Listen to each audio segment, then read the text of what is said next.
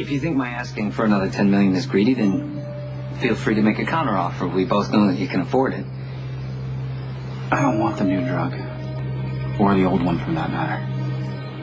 In fact, I'm done doing business with you altogether. Nice try. No, really, I'm terminating our agreement. You're a man in love with a memory.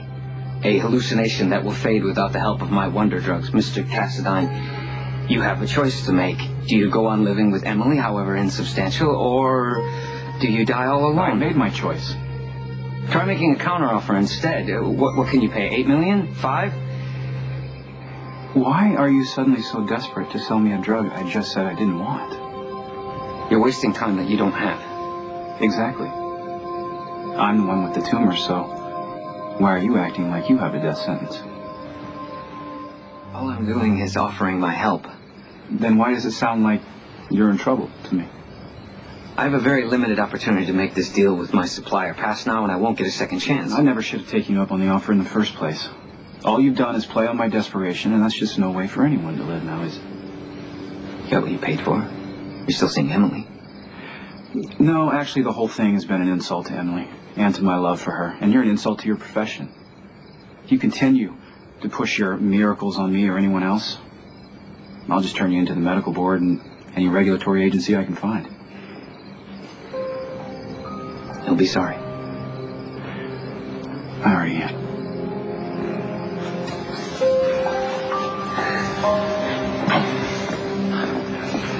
What did I just do?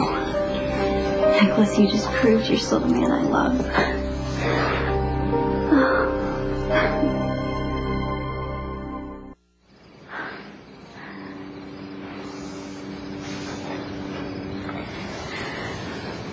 Without those pills, my only option is to have the surgery. Then that's what you'll do. But then I lose you. You lost me the night of the ball. No. I've never really been here. I'm just a symptom of what's wrong with you. No, you're not. You're my life. You're my whole life. You can't keep living in the past. Hey, Spencer needs you. You have to go on for him. How do I do that? How do I go on without you?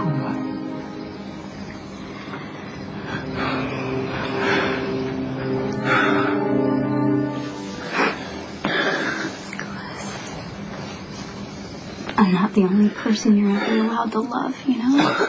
I don't want to love anybody else. No. Then you say that now because I'm still here. Or at least the idea of me is. But the person that I was. Nikolas, the Emily who could think and feel and love you on her own. That person left a long time ago. You have to know in your heart that that's true. I know I haven't been fair to you. No, you haven't been fair to yourself. Nikolas, you know me better than anyone.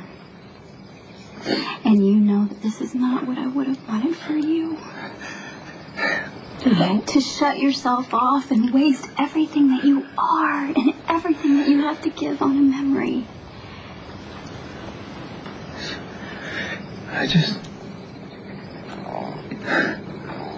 I can't stop thinking about when we first met. You were just an awkward teenager who grew up into this beautiful woman that I loved so much. And that's the problem, I still do. And it's just not fair. It's not fair that after everything that we've been through, cancer, divorce, and then we finally find our way back to each other. And it's all over. No, Nikolas, don't you see?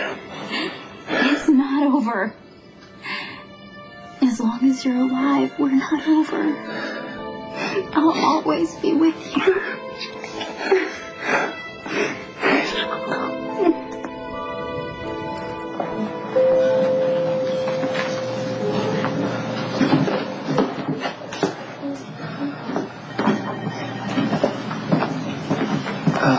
The blood work on Mr. Perkins hasn't come back yet, has it? The lab dropped off the results a couple hours ago. I think it was charged here somewhere. And Nikolas Cassadine hasn't left me any kind of messages, has he? No, and that's probably a good thing. Do you have a problem with me, Nurse Crow? Well, since you asked, I have several, actually. For starters, I can't stand the way you act around the nursing staff. We are here to assist you, not amuse you. Instead of treating us all as your next conquest, you might try showing a little respect. Respect goes both ways. My Aunt Raylene would say, respect is not something even the richest man can buy. And did your loquacious aunt offer any advice about how to treat your superiors? Look, I get that you're some big shot doctor, and I should be grateful that you're even bothering to acknowledge the existence of little old me. But I think you should be ashamed of the way you're preying on Nikolas's undying love for Emily. Taking advantage of him, selling him illegal drugs. How I treat my patients is none of your concern. You may call yourself a doctor, may even have the diplomas to prove it, but I don't think you're any different than the dope dealer standing on the corner. In case your Aunt Raylene never warned you, girls with loose lips can often wind up in tight places and never find their way out again.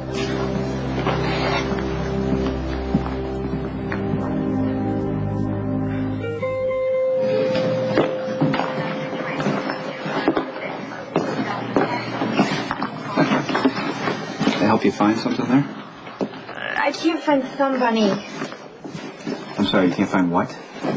Thumb Bunny? I can't put on the puppet show on Peds without him.